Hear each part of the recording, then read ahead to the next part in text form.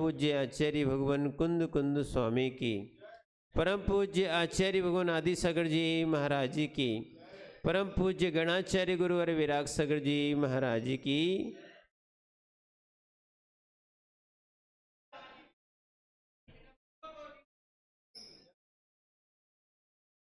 वो चेतन आत्माओं,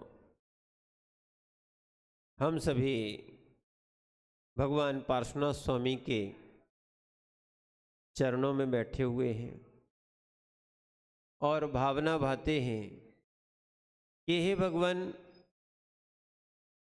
हमारे जो अनंत संसार के कारण बने हुए हैं वो है कसाय और परिग्रह या विषय और कसाय, इनको हम कैसे छोड़ें। और यहाँ तक आचार्य भगवान लिख चुके हैं कि ये श्रवणों के अंदर भी नहीं आना चाहिए। समझना, ये भी बहुत आवश्यक वस्तुएं हैं, इनको समझना चाहिए कि सम्यक्त जो है, सम्यक्त के साथ ही श्रावकपना है और सम्यक्त के साथ ही साधुपना है। अगर सम्यक्त से रहित होते हैं तो ये चीज़ें घटित नहीं हो पाएंगी। यहाँ तक कि आचार्य भगवान ये भी लिखा है, जो अपन ने प्रवचन सार जी में पढ़ा था, सोपयोग सम्यक दृष्टि का होता है। कौन सा? शुभ योग मिथ्या दृष्टि का भी हो सकता है और सम्यक दृष्टि का भी हो सकता है, पर सोपयोग किसका रहेगा? सम्यक दृष्टि का रहेगा। एक होता है असोपयोग, जो सम्यक्त में बाधक होता है। कौन सा? असोपयोग, जो सम्यक्त में बाधक होता है। जो बात कुंद स्वामी ने प्रवचन सार में लिखी है वही बात यहाँ पर लिख दी। जो असोपयोग को लेके आएंगे, जो असोपयोगी रहेगा, न तो वो श्रावक रहेगा न श्रवण रहेगा। समझने का प्रयास करो आप। असोपयोग जो जैसे ही बनता है उस समय श्रावकपना और साधुपना नहीं रहेगा। कलाचार्य महाराज ने यही चीज में बताया था, ये पापारंभादा, यानी जो पाप और आरंभ में रत है, कसाय संयुक्ता परिग्रह सत्ता, और जो कसाय से युक्त है, परिग्रह में आसक्त है और लोक व्यवहार पौरा, ऐसे लोक व्यवहार में पड़े हुए जो साधु हैं, वे सम्यक्त से उन्मुख कहलाते हैं। जैसे पहले भी अपन ने कई बार सुना है और समझने का प्रयास कर रहे हैं, जैसे हम मल से दूर होके निकलते हैं कि मल हमारे कहीं शरीर से स्पर्शित ना हो जाए, वैसे ही आचार्य महाराज यहाँ पे समझा रहे हैं, विषय कसायों से दूर होके निकलना रखेगा। अगर ये विषय कसायों में जितनी आपकी आसक्ति रहेगी, आपकी यहाँ पर क्या है, आसक्ति रहेगी, या ये कह सकते हैं आपकी लिप्तता रहेगी, तो आपको ये है सम्यक्त से रहित कर देगी। इसीलिए आचार्य महाराज, और एक और बात कहें, कल हम भी विचार कर रहे थे और यही सही है, घर क्यों छोड़ा जाता है? क्योंकि घर छोड़ने से विषय कसाय बहुत छूट जाते हैं। क्या है? घर छूटने से बहुत कुछ विषय कसाय उनके संबंध में जो थे ना, वो छूट जाते हैं। और जब घर नहीं छूटता है तो विषय कसाय भी नहीं छूटते हैं। ये मानना पड़ेगा। भले कहो कि घर में रह के साधना होती है, पर पापों की अनुमोदना भी करना पड़ती है और विषय कसाय हो ही जाते हैं। इसलिए विषय कसाय से बचने के लिए, किससे? विषय कसाय से बचने के लिए हम इस चीज़ को समझने का प्रयास करें। नहीं तो अपन समझते हैं कि एक दूसरे की राग की पूर्ति हो रही है। राग की पूर्ति तो हो जाती है, पर पक्ष विपक्ष में, राग द्वेष में, विषय कसाय में सम्यक्त चला जाता है, शांति चली जाती है, आनंद समाप्त हो जाता है। जिस आनंद के लिए हम धर्म करते हैं, सोचना साधु बनना कोई बड़ी बात नहीं है, साधुता आना बहुत बड़ी बात है। सुनना, अकेले श्रावक बनना कोई बड़ी बात नहीं है। श्रावकपना या सम्यक्तपना रहेगा तो आपका साधुपना और श्रावकपना श्रेष्ठ है। सम्यक्त ही नहीं है तो इसके बिना कुछ हो सकता है क्या? ध्यान रखना, जैसे वस्तु में गुण ना हो तो उसकी कीमत है क्या? नहीं है। क्या है? चाहे वो भोजन की वस्तु हो, अगर उसमें स्वाद ही नहीं है तो आप उसका उपयोग करोगे क्या?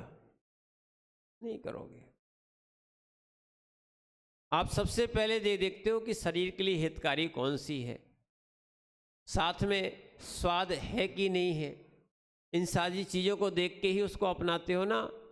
ऐसे ही ध्यान रखना, अगर जिस व्यक्ति में अगर ये सम्यक्त ही नहीं है, मोक्ष मार्ग का गुण ही नहीं है, तो वो कैसे मोक्ष मार्गी कहलाएगा? ज्ञानियों, अच्छे से समझने की बात है। अपन धर्मात्मा बनना चाहते, धर्म के गुण ही नहीं है तो काय की धर्मात्मा? क्या है? ये ऊपर को दिखाने का कसाय से युक्त होने से कोई धर्मात्मा नहीं कहलाता है। और लोक में भी कहा जाता है कि अगर गधे को शेर की खाल पहना दी जाए, क्या है? वो शेर नहीं होता है, रहता है वो गधा ही रहता है। ऐसी ध्यान रखना, ऊपर से बहिरंग से मात्र क्या है, आपने धार्मिक क्रियाओं को देखना करना प्रारंभ कर दी, अंतरंग में वो क्रियाएं नहीं हैं, सम्यक्त आदि नहीं है, तो कल्याण होने वाला नहीं है।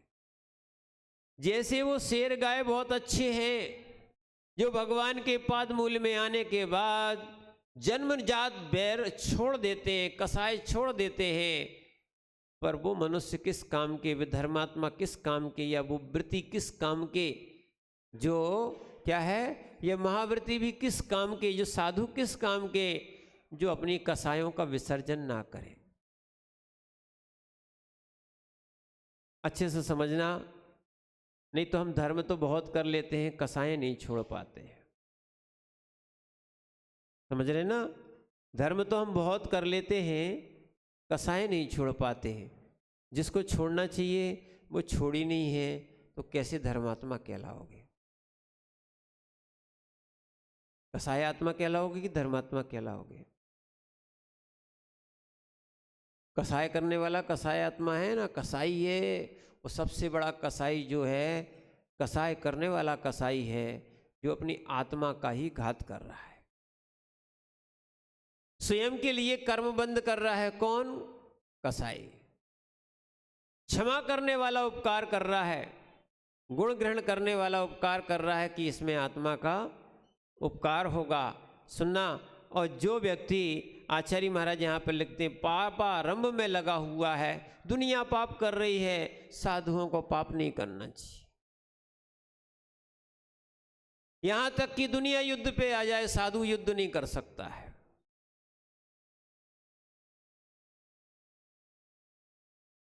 चाहे कितना भी उपसर्ग आ जाए, कितनी भी प्रतिकूलता आ जाए, साधु शस्त्र नहीं ले सकता है।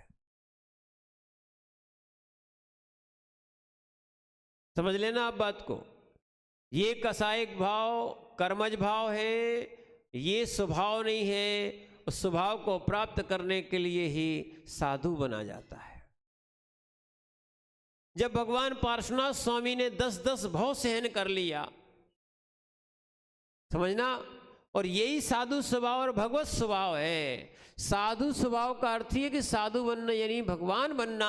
जो साधु अच्छा बन जाता है वही भगवान बनता है। जो साधु वो नहीं बन सकता, जिसके पास सम्यक्त नहीं आ सकता है, जो लोक व्यवहार में पड़ा हुआ है। सुनो, लोक व्यवहार में बहुत सी चीज़ें मानी जाती हैं, साधु लोक व्यवहार से परे होता है, लौकिक प्रवृत्ति नहीं, क्या है, ऐसे बहुत से ग्रंथ है, समाधि तंत्र भी है, आचार्य महाराज साधुओं के लिए लिखते हैं, या उस निश्चय से लिखते हैं, या ये कहा जाए कि उन ध्याताओं को ध्यान करने वालों को लिखते हैं, आप लौकिक संगति नहीं अलौकिक संगति करो। लौकिक में बहुत सारा मिथ्यात भी है, बहुत सी अवगुण भी हैं, बहुत सी विषय कसाय भी हैं। समझना आप बात को। लोक में तो ये भी देखा जाता है कि दीक्षार्थी दीक्षा लेता है और उसके घर वाले और माताएं सब रोती हैं। कई लोग ये भी कह देते हैं कि ऐसी माता को छोड़ के कोई दीक्षा थोड़ी होती है, घर वालों को दुखी दे के कोई दीक्षा थोड़ी होती है। ध्यान रखना, लोग भी क्या है ऐसे तर्क देते हैं, लोग कहते हैं हाँ सही बात है, सही बात है, सही बात है। अब सही बात तो सही है, पहले मानो तो क्या बात है, उसका दुख देने का प्रयोजन है क्या? नहीं है। और तुम राग कर रहे हो, दुख तुम स्वयं उत्पन्न कर रहे हो, मैं क्या करूं? तुम्हारे राग के कारण क्या मैं अपने कर्म का क्षय नहीं करूं, दीक्षा ना लूं?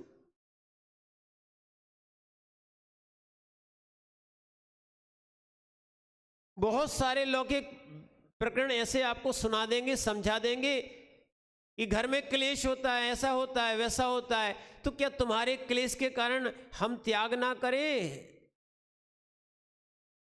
क्लेश तुम क्यों करते हो?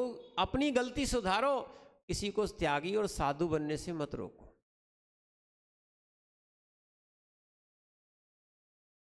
समझ में आ रहा कि नहीं आ रहा? नहीं तो बहुत सारे लोग एक विपरीत तर्क देते हैं। क्या है? विपरीत तर्क देते हैं, पर ये विपरीत तर्क मोक्ष मार्ग में कारण नहीं है। ध्यान रखना, हेतु तो वही होना चाहिए। आज ही परीक्षा मुख में चल रहा था, जो समर्थ हेतु होता है उसको ही देना चाहिए। असमर्थ हेतु क्या कोई कार्य कर सकता है? ऐसे ही ध्यान रखना, ये विषय कसाय मोक्ष मार्ग में साधक है कि बाधक है? पहले नंबर तो ये देखो, विषय कसाय लोक व्यवहार साधक है कि बाधक है? फिर ये क्यों कहते हो कि महाराज जो हम लोग चाहते वैसा करो? अमित भैया बताओ, मोक्ष मार्ग में ये हेतु साधक है कि बाधक है? विषय कसाय साधक है कि बाधक है? और सुनो, यहां तक कि शरीर का राग साधक है कि बाधक है? शरीर के रागी और शरीर से राग दोनों मोक्ष मार्ग में बाधक है। शरीर का रागी 22 परिसयों को सहन नहीं कर सकता है। और आचार्यों ने लिखा है कि जो परिसय नहीं सहन कर सकता वो उपसर्ग कैसे सहन कर पाएगा? जो परिसय सहन नहीं कर सकता है तो उपसर्ग के आने पर वो क्या है? घबरा जाएगा। इसीलिए ध्यान रखना, 22 परिसय अगर देखो, इनको नाम भी कर लो, नाम से अनुभूत भी जो साधक करते रहेंगे उनकी साधना निर्मल होगी। और जिन्होंने सुनो, ऐसी भी गाथाएं आई हैं, अपने आप को ज़्यादा सुखिया नहीं बनाना चाहिए, दुख से भावित करते रहना चाहिए। गाथा आई है कि दुख से भावित किया गया ज्ञान बुरे समय में काम आता है, पर सुख से भावित किया गया ज्ञान दुख के आने पर चला जाता है, काम नहीं करता। और यही होता है, जब कसाय का संयोग मिलता है तब हमारे लिए क्या है, सम्यक्त और शांति के गुण, क्षमा के गुण सब चले जाते, ज्ञान का गुण सब चला जाता है। किस काम का? जब हमें संभलना था, क्या है, उस समय हम संभले नहीं, तो ज्ञान किस काम का? जैसे कोई व्यक्ति खूब अच्छी पढ़ाई करता है और जब पेपर आता है तो फेल हो जाता है, तो उसकी पढ़ाई सार्थक है क्या? क्या है, कोई कार्य करता है, बहुत अच्छा कार्य करता है, पर जब कार्य कराया जाता है बहुत अच्छा सीख लेता है, उसके कार्य बिगड़ते बिगड़ते तो उसका अच्छा सीखा कहलाएगा क्या? ऐसे ही कोई ज्ञानी बहुत शास्त्रों का ज्ञान कर ले और ज्ञान करने के बाद जब मौका आए कि कसाय नहीं करना, राग नहीं करना, उसी समय राग और कसाय करके बैठ जाता है।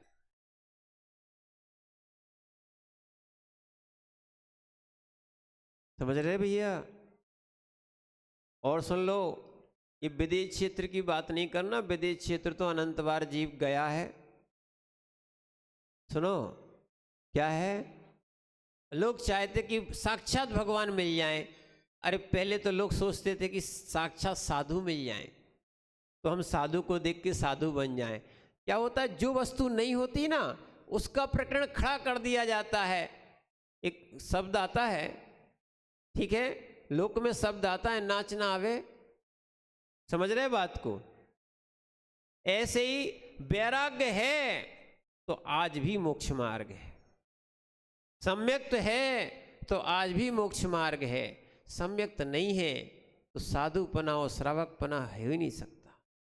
सच्ची श्रद्धा होना चाहिए, सम्यक्त यानी सच्ची श्रद्धा होना चाहिए। ये चीज सच्ची श्रद्धा है। अगर हमारे अंदर कोई अपने कार्य नहीं बन रहे हैं तो इसका अर्थ ही है कि हमारे ही कर्म का उदय चल रहा है। न तो दूसरों को दोष देना, किसको? अरे न देवसास गुरु को दोष देना, हमारे ही पाप कर्म का उदय है। और देखो, ये सीता ने भी कहा था कि हमारे ही पाप कर्म का उदय है कि हमने किसी की निंदा की होगी, अपवाद लगाया होगा, इसलिए अपवाद लगा है। मैंने किसी ना निर्गंत का जरूर अपवाद किया था। ऐसे ही अपन अपने कर्मों को तो सुधारते नहीं हैं, हम कसाय कर बैठते हैं। कहीं क्या है, परिग्रह में आसक्त हो जाते हैं। परिग्रह से मुक्ति किसको मिली है ये तो बता दो। क्या है, चाहे वो चक्रवर्ती हो, चाहे वो तीर्थंकर हो, चाहे वो कामदेव हो, चाहे वो बलभद्र हो, क्या इनको परिग्रह के साथ मोक्ष मिला है? शांति मिली है? नहीं मिली है। तो हम क्यों इनके साथ ऐसा काम करें? और हम चाहते हैं कि हमें परिग्रह में, कसाय में और क्या है, इन चीज़ों में शांति मिल जाए, मोक्ष मिल जाए। मिल सकता है क्या? जब धुरंधरों जीवों को नहीं मिला है तो अपन किस खेत की मूली है? इसलिए आचार्य महाराज यहाँ पर समझा रहे थे, पाप आरंभ बंद कर दो, पाप आरंभ बंद कर दो। देखना, आप क्या है, पाप आरंभ बंद नहीं कर रहे हो, आप सहनशीलता बढ़ा नहीं रहे हो, आपके पाप 1% भी कम नहीं होते हैं। अभी भी ध्यान रखना, एक और विषय आ रहा है। क्या? सुन लो भाई अच्छे से, ये आप पटाखों का भी एक विषय आ रहा है। दीपावली आने वाली है भैया, आप भी समझो, अनुमोदना भी नहीं करो। अगर पापारंभ से बचना चाहते हो कि हम पटाखे ले आए, हम चला लें, बोले हमारा त्याग है, तुम चला लो।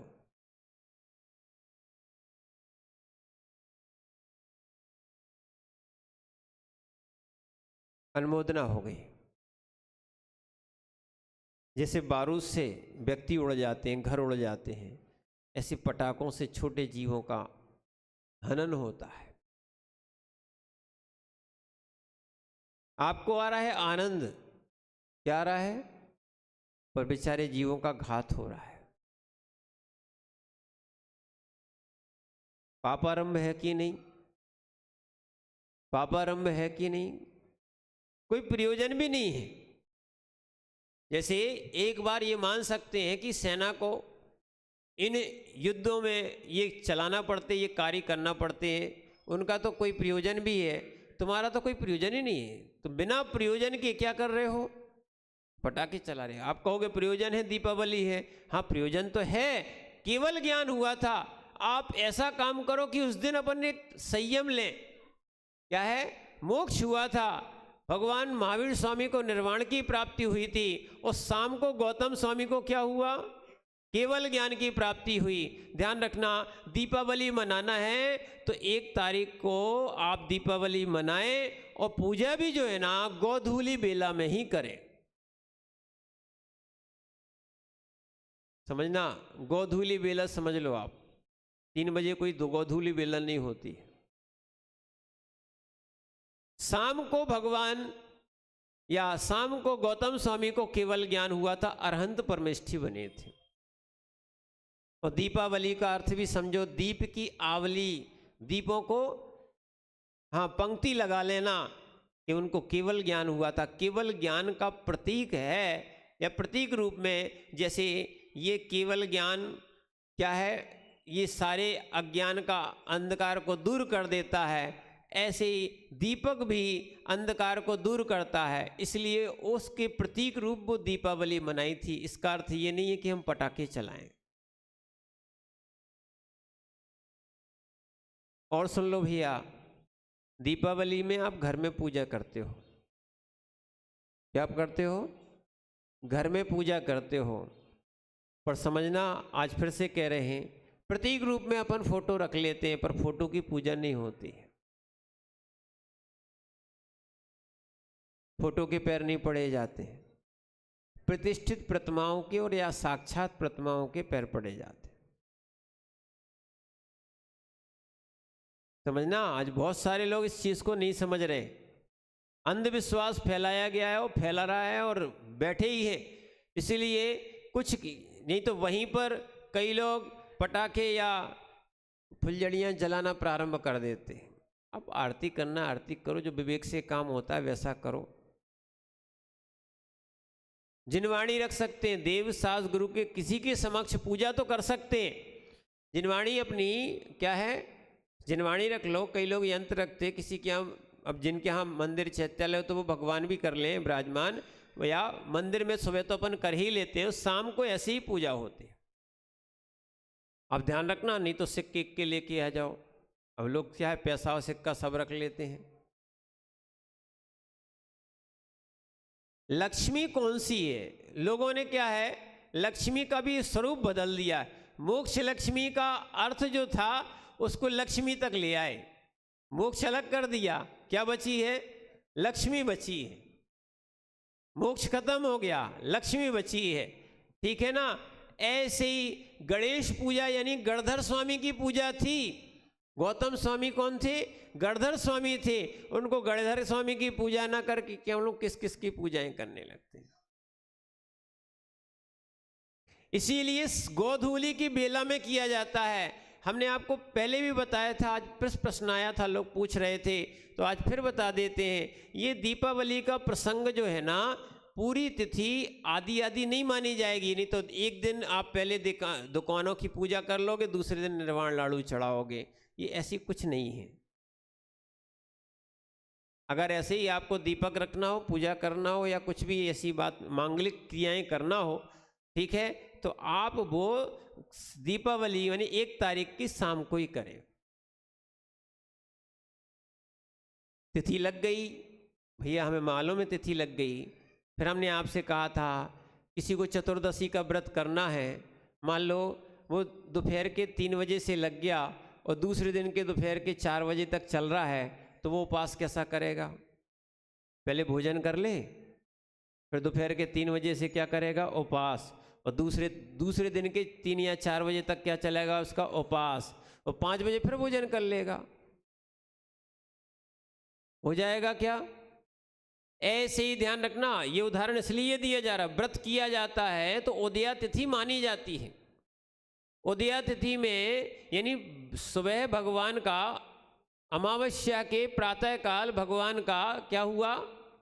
निर्वाण हुआ, ठीक है ना। प्रातः काल की भेला में निर्वाण हुआ, तो पूरी तिथि उस दिन दीपावली की मानी जाएगी। आप जैन ज्योतिष से चलने का प्रयास करो।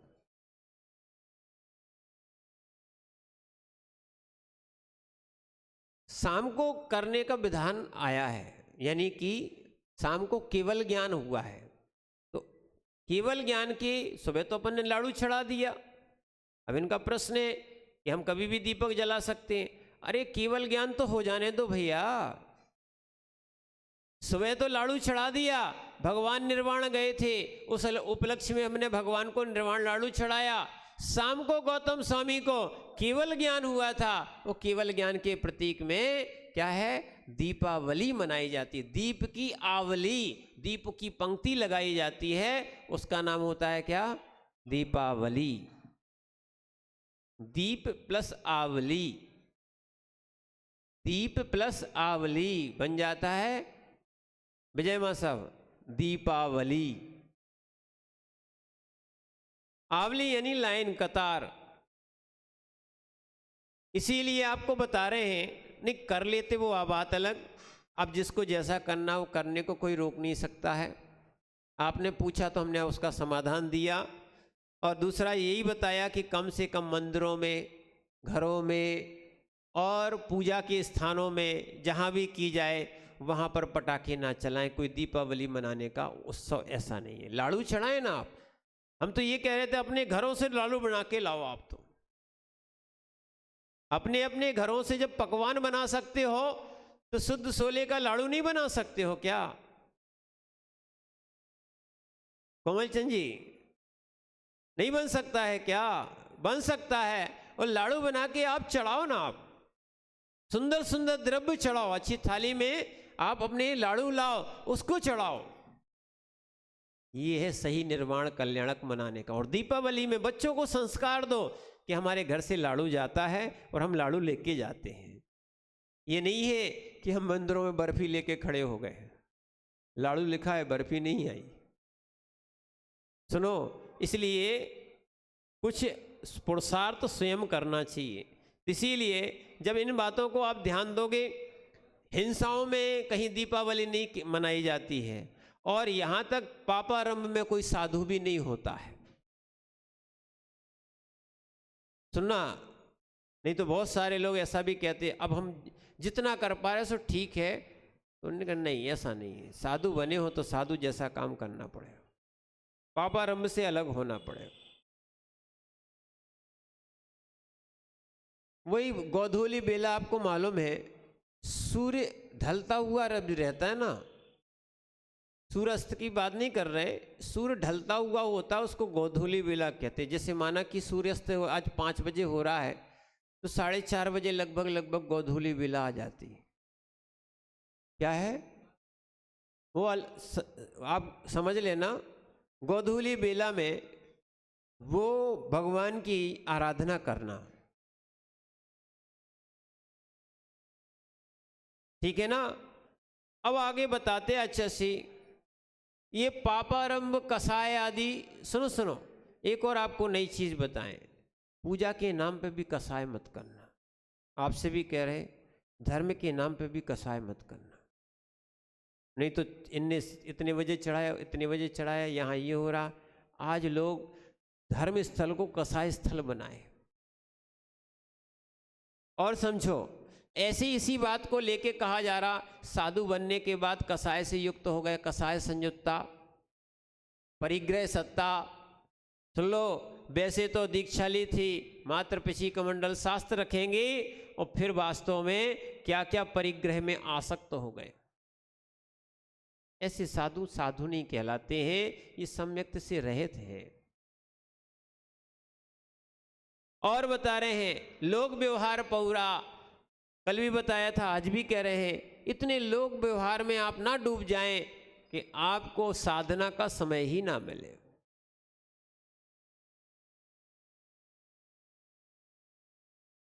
कई भक्त आते हैं, बोलते महाराज जी रोज तो करते सामायिक, क्यों अमित भैया? बोले महाराज आज रहने दो। क्या है? हाँ, आपका व्यवहार चल सकता है, लोक व्यवहार में आपका व्यवहार चल सकता है कि ग्रस्त में आप अपनी रिश्तेदारी निभा सकते हो, साधु के लिए ये कार्य नहीं है। समझना है आप बात को। इसीलिए, और वो अपनी क्या है समय पे, और दूसरा क्या है, वो अपनी साधना तो करेंगे, नियमित करेंगे। बोले रोज तो करते हो, ठीक करेंगे, क्या दिक्कत है, उसी के लिए तो साधु बने, ठीक है ना। और साहू अगर ऐसा करते हुए लोक व्यवहार में ज़्यादा फंस गए तो आचार्य महाराज कहते हैं भैया भी सम्यक्त से उन्मुक्त हैं, उमुक्का सम्यक्त से रहित हैं। कैसे हैं? सम्यक्त से रहित साधु है। और भी बता रहे हैं आचार्य महाराज, गाथा नंबर 105 में सम्यक्त से रहित के लिए उन्होंने कहा कि और भी कार्य हैं। कौन से? ण सहंती इधर न ण सहंती इधर दप्पम थुवंती अप अप हाँ, थुवंती अप्पाण मप महापम, थुवंती अप्पाण मप महापम, जिब्बिणमत्तम कुणती, जिब्बिणमत्तम कुणती, कज्जमती साहुसम उम्मुक्का। पढ़िए।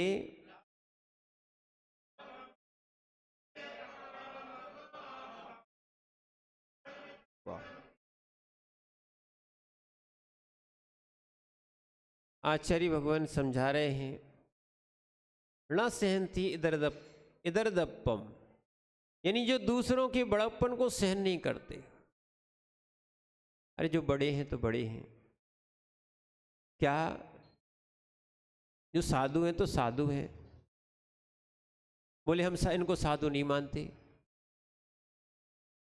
इनको आचार्य नहीं मानते, इनको उपाध्याय नहीं मानते। अरे भाई, इनको हम साधु नहीं मानते, क्यों नहीं मानते भाई? तुम्हारे मानने से होते कि वो साधु बने? अगर ऐसा साधु भी बोलता है तो सम्यक्त से हीन है।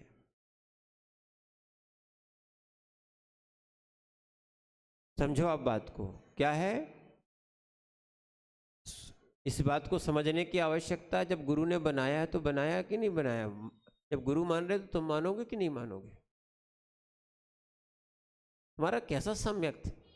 तुम्हें गुरु मानने में भी दिक्कत। जिसको गुरु मानने में दिक्कत हो वो सम्यक्त से हीन है, चाहे वो साधु हो चाहे वो श्रावक हो। और इसीलिए आचार्य महाराज लिखते हैं, जो साधु इधर दप्पम, स्पष्ट साधु के लिए लिखा है, जो साधु इधर दप्पम, दूसरे के बड़कपम को ना सहन नहीं करता है, और अप्पाणम, अपनी अपमहापम, अपने महात्म की थुवंती, प्रशंसा करता रहता है। विचार करना।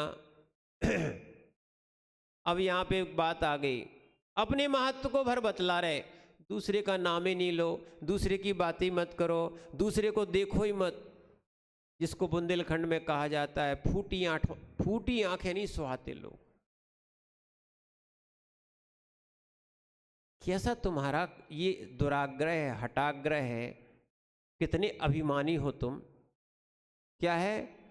दूसरे के नाम के लिए जैसे ही आएगा, तुम सुनो, इतनी बदमाशी करते हो कि उधर आओगे नहीं या भाग जाओगे या नाम ही नहीं लोगे। है क्या? एक तो क्या है, दूसरे के बड़कपन को सहन नहीं करना। अरे यही तो निकालने के लिए साधु बने थे। दूसरे के बड़कपन को सहन नहीं करना, और दूसरा क्या है, अपना ही महत्व बतलाना। तत्वार्थ सूत्र के सूत्र पे आ जाओ, देखो गाथा को मिलाने का प्रयास करो। तत्वार्थ सूत्र में नीच गोत्र का आश्रय जो होता है वो क्या लिखा है? परात्म निंदा प्रशंसी, आ गया ना ये? सद्गुणोच्छादने भावैश्च नीचे गोत्र से। जिनके अंदर गुण है उनको दबा दो, जिनके अंदर गुण नहीं है उनको बताओ। ठीक है, सुनना, अपनी प्रशंसा करना, दूसरों की निंदा करना, इससे नीच गोत्र होता है। और अगर ऐसा साधु करने लगे तो काय का साधु? जिनके अंदर गुण है उनको मानना ही चाहिए।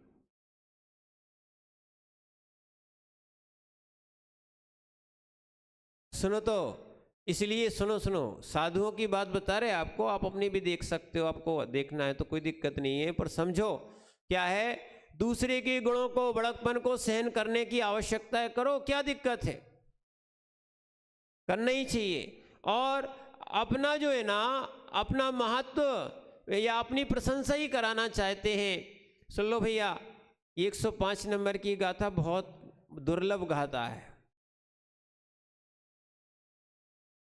अपने ही महत्व को। कई एक सीएम लोगों ने कोई बने ऐसी बात बोले, महाराज जैसा जिसका भाव होता है, प्रभाव होता है, वैसे ही कार्य किया जाता है। नहीं तो एक और बात आती, जी के राज में रही हो कि जैसी कही उठ बलैया लेगी तो हाजू हाजू कही हो।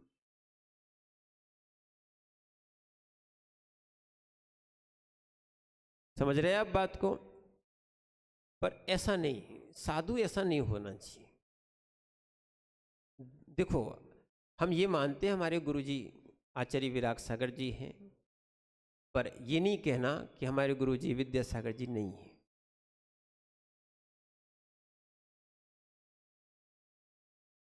क्या है?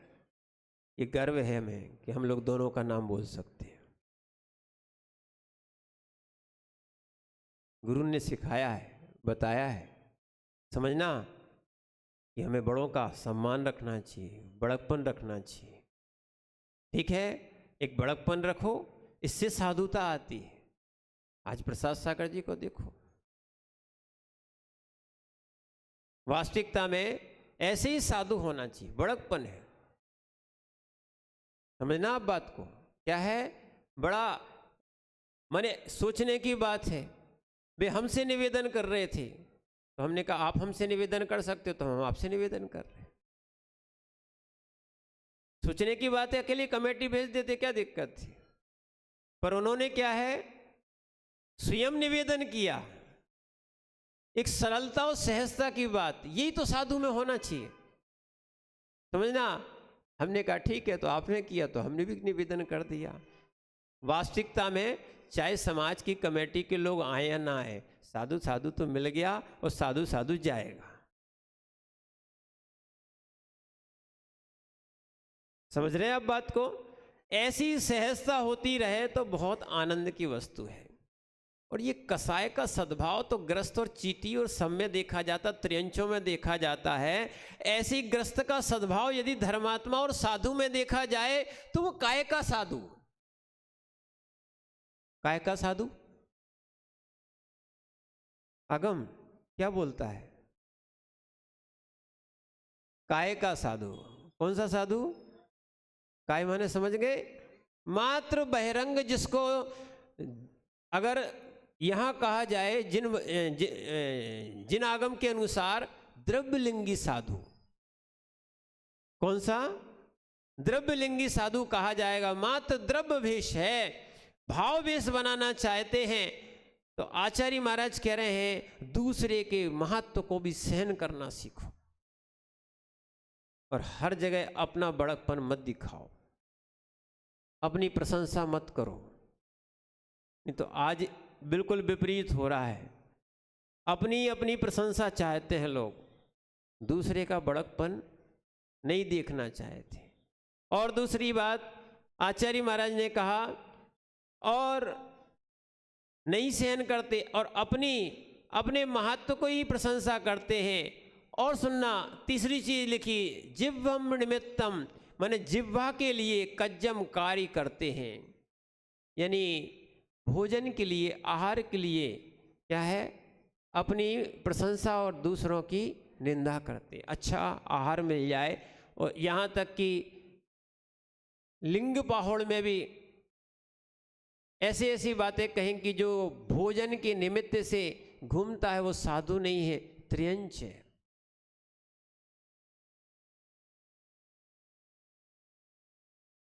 समझना?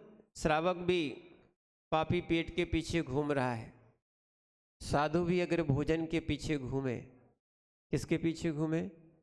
अकेले भोजन के पीछे घूमे तो साधु कहलाएगा क्या? नहीं कहलाएगा।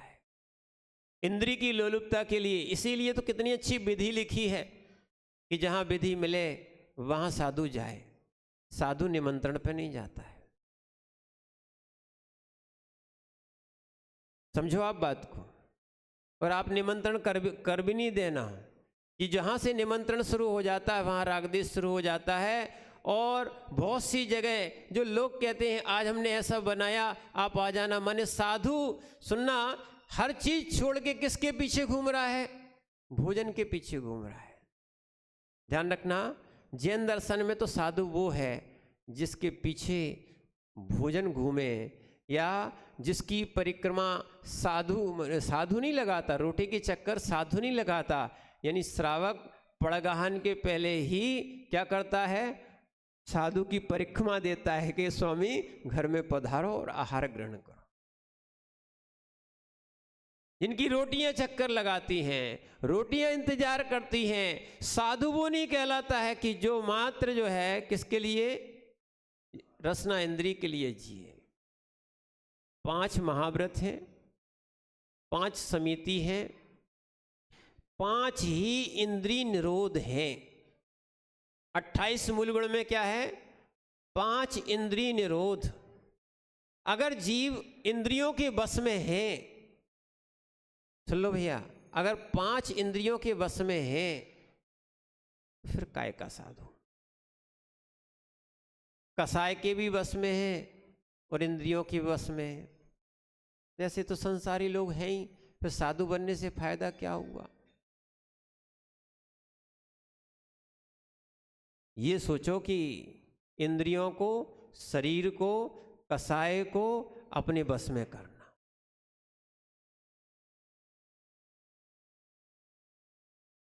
लोक में कहा भी जाता है, जो युद्ध में और लोगों को जीतता है उसको वीर कहते हैं,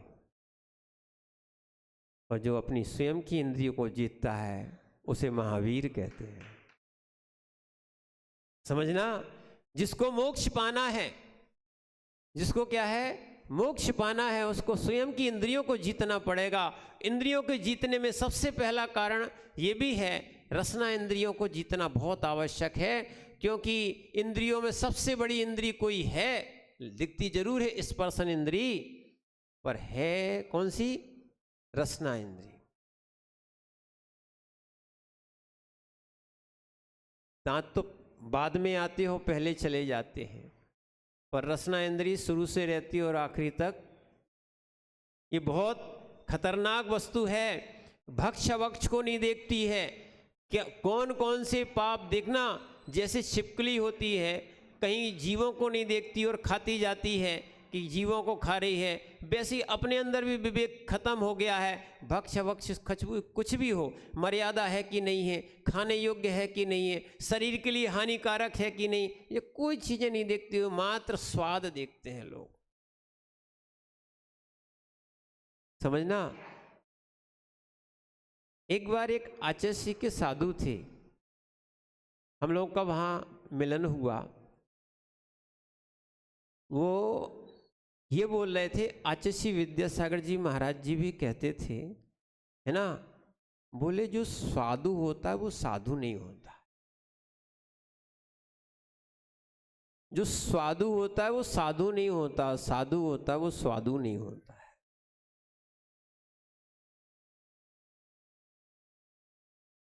कई लोग पूछ लेते हैं कि महाराज जी कैसे चलता है, अरे शरीर चलाने के लिए आहार लिया जाता है। समझ रहे हैं आप बात को, शरीर चलाने के लिए यही तो साधुपना है। स्वादुपने में साधुपना कहाँ है? जिसको आत्मा का आनंद आएगा वो बहिरंग आनंद में पड़ेगा कहाँ, और जो बहिरंग आनंद में पड़ा है उसको साधु के आनंद में और आत्मा के आनंद में अनुभूति कैसे मिल सकती है। इसीलिए बहिरंग आनंद, देखो कहीं ना कहीं का तो आपको छोड़ना ही पड़ेगा। आज आप प्रवचन सुनने आए हो, सुनो, तो आपको अपना घर छोड़ना पड़ा कि नहीं? और लोग कहीं कहें कि हम तो ठीक है, हम टीवी में भी देख लेते, मोबाइल में भी देख लेते, तो आपको समय तो छोड़ना पड़ता है। एक चीज छोड़ोगे तब दूसरी मिलेगी। ऐसी ध्यान रखना, संसार सुख और इंद्रिय सुख छोड़ोगे तो मोक्ष सुख मिलेगा। और जिसको संसार सुख, सुनो, और इंद्रिय सुख चाहिए, उनको मोक्ष सुख मिलने वाला नहीं है। इसीलिए ध्यान रखना, भले ही अपनी कसाएं कुछ भी कहें, पर अपन को गुणों की प्रशंसा करना है। क्या करना है सुनील भैया? इसीलिए अपन मेरी भावना में पढ़ते ही गुण ग्रहण का भाव रहे कि ना रहे, और दृष्टि दोषों पे ही जावे कि ना जावे। कैसा होता है? गुण ग्रहण का भाव रहे नित दृष्टि दोषों पे। इसलिए अब समझो, आप अपन जो है ना इन चीज़ों को अगर समझेंगे तो ये साधुपना है, ये है मेरी भावना। इंद्रियों की लोलुपता नहीं रहती है।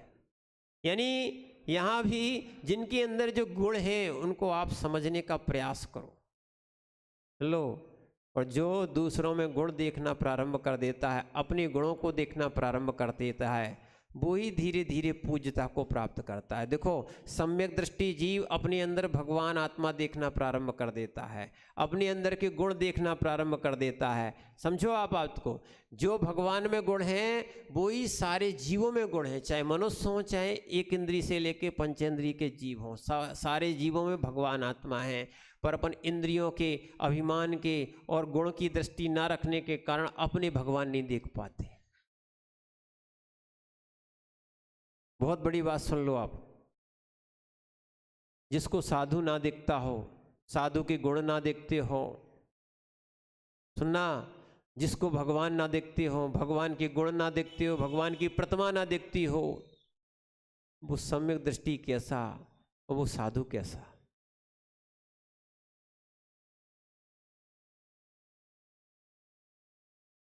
जब कहीं साधुओं का सम्मेलन होता है, माने इकट्ठे साधु मिलते हैं, चाहे वो कुंडलपुर, चाहे ब्रागोदय, चाहे गोमटेश और भी जगह, ऐसा लगता है जैसे चतुर्थ काल आ गया हो।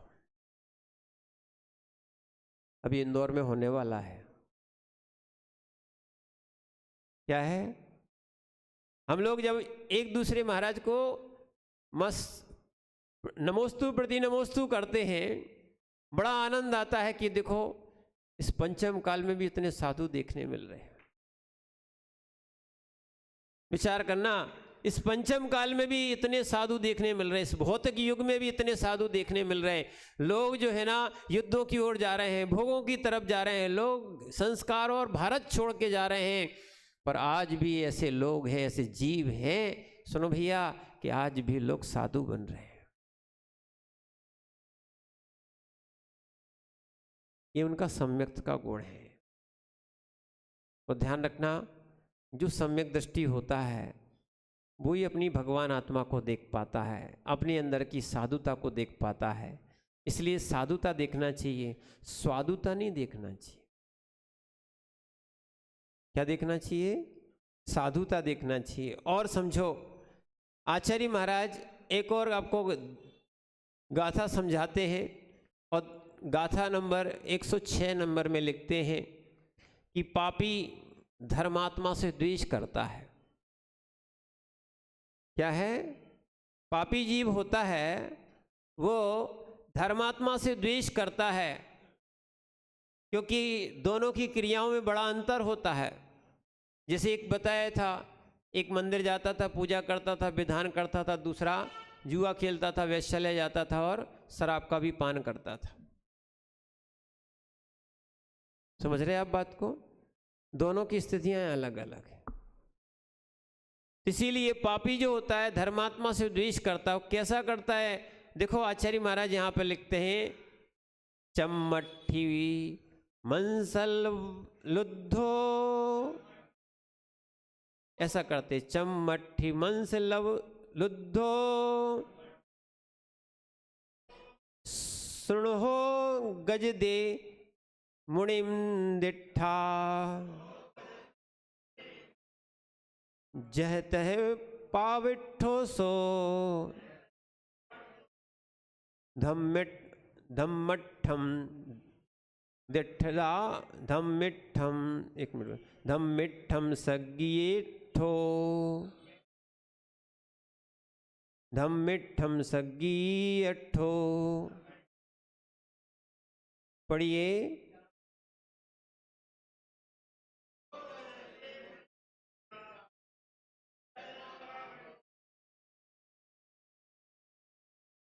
आचार्य भगवान कुंद कुंद स्वामी सीधा सीधा उदाहरण देते हैं, जहाँ जैसे चम्मिट्ठ मन सब लद्धो, चर्म, अस्थि और मांस के खंड का लोभी सुण हो यानी स्वान, सुण हो यानी स्वान, मुनि, मुनि को देखकर, दिट्ठा यानी देखकर, देखकर गज दे यानी भोंकता है। जैसे चर्म को देखकर, अस्थि को देखकर, मांस को देखकर लोभी कुत्ता या स्वान क्या है, मुनि को देखकर भोंकता है, उसी प्रकार जो पापी होता है, पापिट्ठो वह पापी, सो वह सगी अट्ठो, स्वार्थ बस, इस शब्द को ध्यान रखना, किसको, स्वार्थ बस धमिट्ठम, धर्मात्माओं को देखकर दिट्ठा भोंकते हैं या कलह करते हैं, चिल्लाते हैं। या ये भी कह सकते हैं किसी की प्रशंसा, किसी के गुण नहीं देखे जाते हैं तो लोग क्या करने लगते हैं, चिल्लाने लगते हैं। ऐसे लोग, पापी लोग ही धर्मात्मा से नहीं, हाँ वो द्वेष करते हैं, और वो सीधा सीधा द्वेष का है, स्वार्थ की पूर्ति नहीं होती। यदि महाराज हमारे अनुसार करें कहें तो अच्छे महाराज, उनने अगर कोई त्याग की और धर्म की बात बता दी या अपन को सही लाइन पे लाने के लिए कुछ बात उन्होंने कह दी, तो महाराजों से और भगवान से लोग द्वेष कर लेते हैं।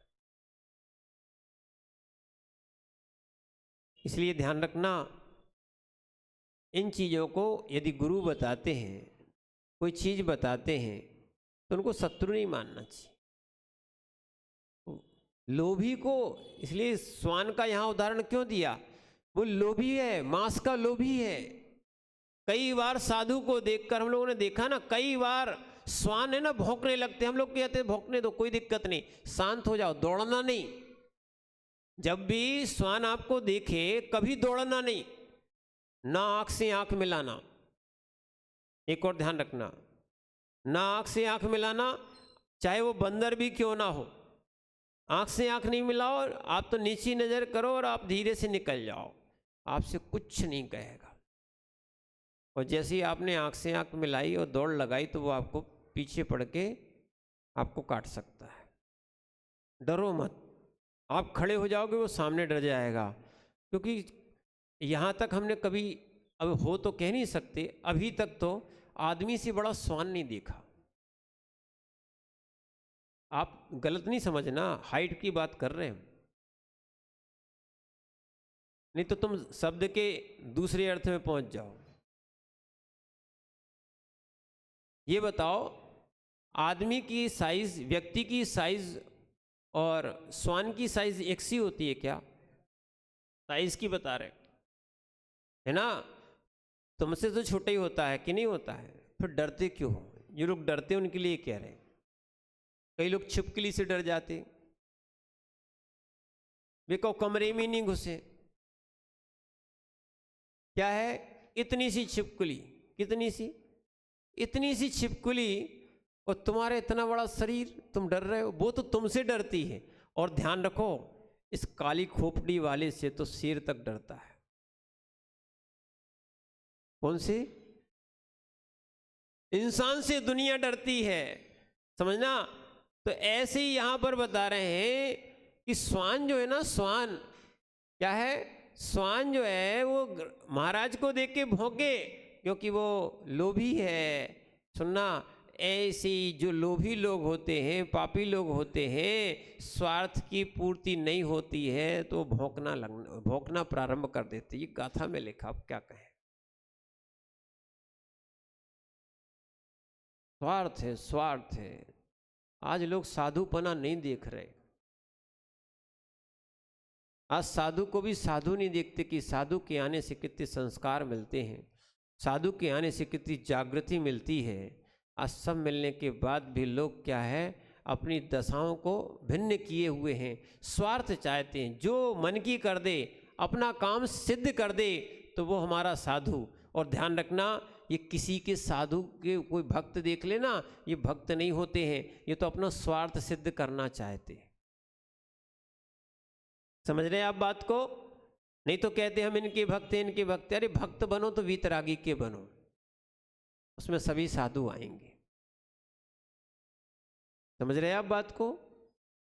ये केवल देखो, जैसे घर में ना बच्चे लोग करते हैं या लोग करते हैं, ये हमारी वस्तु, ये तुम्हारी वस्तु। यहाँ भी अपन क्या करते हैं, स्वार्थ बसात, जिनसे हमारी इच्छाओं की पूर्ति होती है, जिनसे हमें कुछ चीज़ मिलती है, जिनसे हम जुड़े हुए हैं, उनको ही साधु मानते, बाकी को साधु नहीं मानते। ध्यान रखना। इसीलिए जो स्वार्थ बसात धर्मात्माओं की, देखो कहीं साधु का नहीं, धर्मात्माओं की देखकर भोगता है या कलह करता है, वो भी पापी, धर्म से द्वेष करता है, वो भी सम्यक्त से हीन है। अगर सम्यक दृष्टि होता, किसी साधु को देख के कुछ कहता क्या? और देखो हम आपको बताएं, आप लोग मित्र उसी को मानते हो जो आपकी गलती छुपाए, ऐसे ही है कि नहीं? और मित्र ही को तो आप अपनी बात बताते हो, जो माता पिता और अपने और लोगों से नहीं बताओगे, वो किसको बताओगे? और आप उसी को मित्र मानते हो कि वो आपकी गलती छिपाता रहे। नहीं, ये बहुत गलत बात है। वो सबसे बड़ा तुम्हारा शत्रु हो जाएगा, क्योंकि तुम्हें सह दे रहा है कि तुम गलत काम करते रहो, हम तुम्हारा सपोर्ट करेंगे, तुम्हें बचाएंगे। इसलिए ध्यान रखना, क्या है, जब तक अपने स्वार्थ की सिद्धि होती है तो अपन उसको मित्र मानते हैं। जहाँ उसने आपको सही सलाह देना, बताना प्रारंभ कर दी, तो आपका बैरी हो जाता है। जैसे रावण का बैरी उसी का भाई हो गया था नहीं, समझना, था क्या? था क्या? विभीषण ने गलत सलाह दी थी क्या? नहीं दी थी। उसने सही कहा था कि आपने गलत कार्य किया है, आप उसको वापस कर दो, क्यों युद्ध हो। और राम अंत तक एक ही बात कह रहे थे कि तुम हमारी सीता वापस कर दो, हमें लेना देना क्या है। समझ रहे आप बात को? पर जहां लोग, जब तक अपना पक्ष मिलता है तब तक सपोर्ट, वोट, सपोर्ट, अन्यथा विरोध कर देते हैं। इसलिए ध्यान रखना, ये सब सम्यक्त से हीन है, चाहे वो साधु हो, चाहे वो श्रावक हो। तो इसलिए ऐसे, जैसे श्वान होता है ना, श्वान, ऐसे श्वान जैसी लोभ की प्रवृत्ति नहीं होना चाहिए कि रोटी मिल जाती है तो पूंछ हिलाने लगता है, और जिनसे रोटी नहीं मिलती है, पहचान नहीं होती है, उनको देख के हाँ गुर्राने लगता है, भौंकने लगता है। ये श्वान की प्रवृत्ति कहीं साधु या श्रावक में प्रवेश ना कर जाए, ये आचार्य का उद्देश्य था। स्वार्थ की, देखो हमने कहा ना, मैं अपन जो मेरी भावना पढ़ते हैं, स्वार्थ त्याग की कठिन तपस्या, बिना खेद जो सहते, आ गई ना ये गाथा, उसमें शामिल हो गई।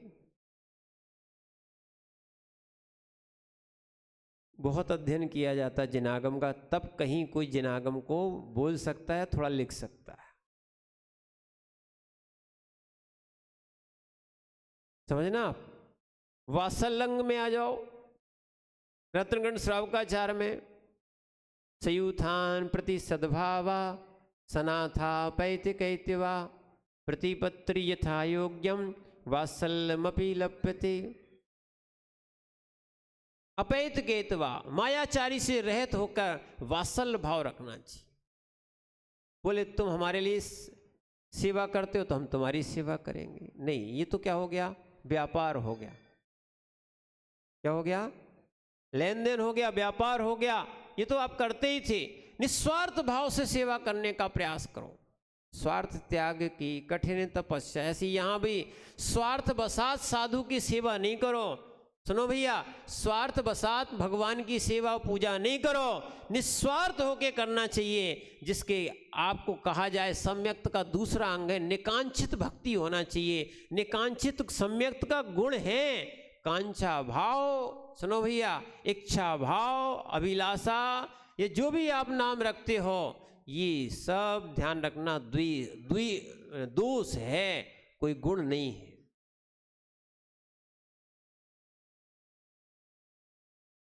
समझ रहे हैं आप बात को? सगी अट्ठो स्वार्थ बसात। और अगर ये देखा जाए स्वार्थ बसात, यदि तुम किसी साधु के पास जा रहे हो तो आप ध्यान रखना स्वयं को ठग रहे हो। भक्ति से जाना चाहिए। और सुन लो, भक्तांबर जी जो लिखा गया ना, भक्तांबर,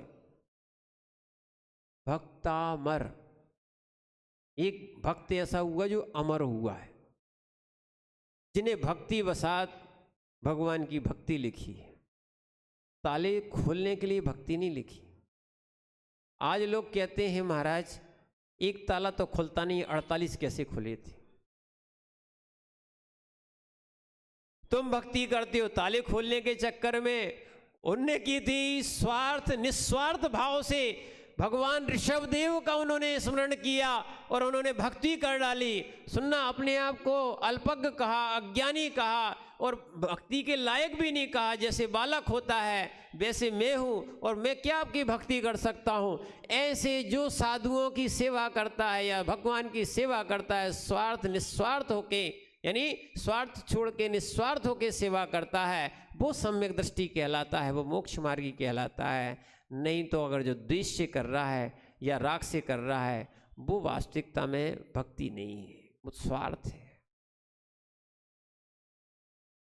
इसलिए साधुओं के पास स्वार्थ से नहीं निस्वार्थ से जाओ। किससे जाओ?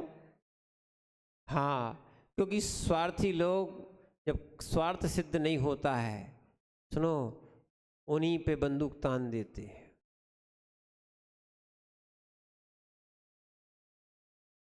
समझ रहे आप बात को? और जो कभी नहीं हुआ है, सोच नहीं सकते थे, ऐसा कार्य कर डालते। धन के पीछे साधु की निंदा नहीं करना चाहिए। क्या है? स्वार्थ के पीछे मैंने साधु की निंदा नहीं करना चाहिए। नहीं तो वही हो गया, जैसे श्वान साधु को देख के भौंकता है, ऐसी स्वार्थी साधु को देख के भौंकता है। नहीं तो भैया, चाहे ब्रह्मचारी हो चाहे महाराज हो, जब तक गुरुजी अपनी मन की कर रहे हैं तो गुरुजी नहीं, गुरुजी नहीं है तो वो शत्रु और बैरी बन जाते हैं। समझना, ऐसे ही होता है कि नहीं? बोले ध्यान ही नहीं रखते, काय के महाराज, इससे अच्छे तो घर था, इससे अच्छे तो लोग थे। अरे अच्छा, थोड़ी सी तुम्हारी राग की पूर्ति नहीं हुई, सुनना, तो आप उनके विरोधी खड़े हो गए। एक चाणक्य का भी एक उदाहरण आता है, सुनना। क्या है? चाणक्य का भी उदाहरण आता है। क्या हुआ कि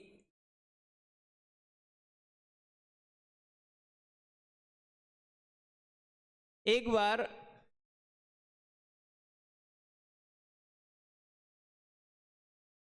हाँ, एक बार क्या हुआ चंद्रगुप्त जो थे वो आ रहे थे और उनके पीछे कुछ सैनिक लगे थे। और चंद्रगुप्त ने चाणक्य को क्या माना था? गुरु माना था। ठीक है। अब जैसे ही आ रहे थे तो चंद्रगुप्त ने कहा, किनसे? नहीं, चाणक्य ने कहा चंद्रगुप्त से कि जाओ, लोग आ रहे हैं और तुम्हें पकड़ेंगे, इससे पहले तुम इस सरोवर में छिप जाओ। छिप गए। समझना आप बात को। जैसे ही वो छिपे, छिपने के बाद वो सिपाही लोग पकड़ने वाले आए और जैसे ही पकड़ने वाले आए तो उन्होंने कहा, आपने चंद्रगुप्त को देखा? बोले हाँ देखा। देखो वो सामने है। कहाँ है? क्या बोले? देखो वो सामने तालाब में वो छिपा हुआ है, सरोवर में वो देखो पत्तों के पीछे छिपा हुआ है। छिपाया किसने था? छिपाया किसने था? समझना। वो बताया किसने था?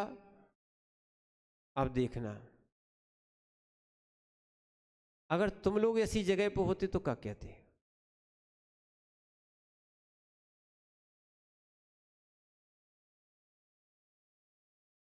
समझना बात को। उस समय सुनना, अब श्रद्धा का विषय है ये। जिसने जिसको गुरु माना है,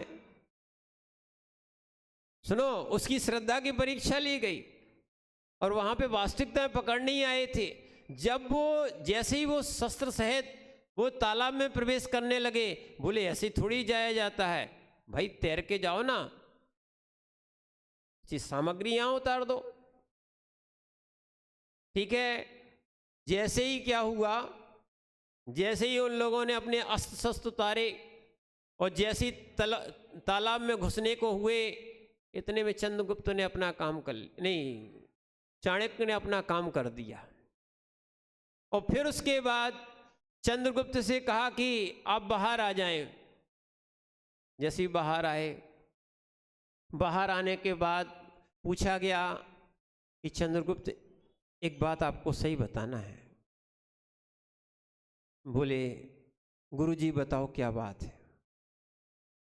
बोले जब हमने तुम्हें बताया था कि देखो चंद्रगुप्त वो सरोवर में कमल के पत्ते के पीछे छिपा है, तुम्हें कैसा लगा था।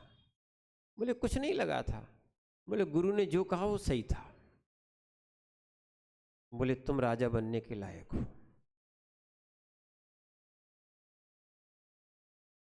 यानी तुमने ये नहीं सोचा कि गुरु ने मरवा दिया। एक तरफ तो क्या है, हम कहीं भागते तो बच भी सकते थे, एक तरफ तो हमें कहाँ तालाब में छिपा दिया, और दूसरी तरफ ये भी बता रहे कि वो देखो सामने है, पत्ते के पीछे छिपा, वो दिख रहे, वो दिख रहा, सामने दिखा रहे। बताओ,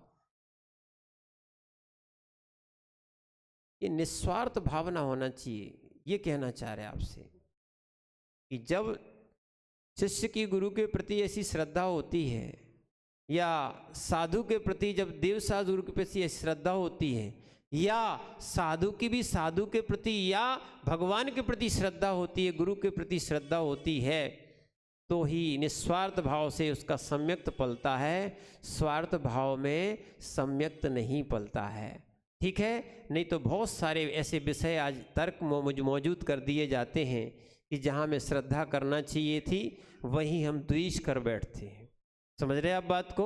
और इस द्वेष से क्या होता है, अश्रद्धा हो जाती है, और अश्रद्धा से सम्यक्त छूट जाता है। इसलिए हम श्रद्धा करें जिससे हमारा मोक्ष मार्ग प्रशस्त हो। ओम नमः सिद्धेभ्यः।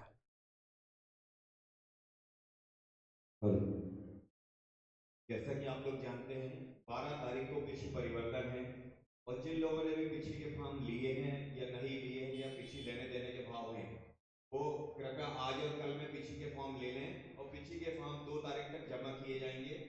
उसके बाद किसी का फॉर्म आएगा तो उसको जमा नहीं किया जाएगा।